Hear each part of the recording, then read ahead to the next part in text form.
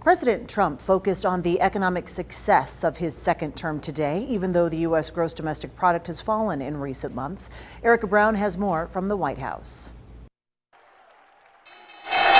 Stock market volatility continued Wednesday as investors responded to news that U.S. economic growth slowed sharply this year. And that's Biden.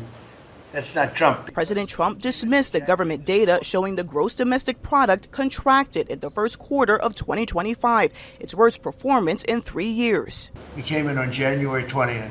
So this is Biden. And you could even say the next quarter is sort of Biden. The GDP number was driven in part by a surge of imports as companies raced to get products before Trump's sweeping tariffs went into effect. All of these games come. Game store owner Mariam Al-Hamami told CBS News that she stockpiled enough toys and games to get her through at least September. You sound like a hoarder. I feel like a hoarder. If you've seen my stores, you would see the hoarding in the back rooms. The Trump administration says the GDP numbers show momentum from job growth and trillions of dollars in new investments in America. And President Trump invited the CEOs of companies that are now spending money on U.S. manufacturing to the White House. The companies represented in this room have collectively announced more than $2 trillion in new investments. The president is able to impose tariffs after declaring the deficit with U.S. trade partners a national emergency.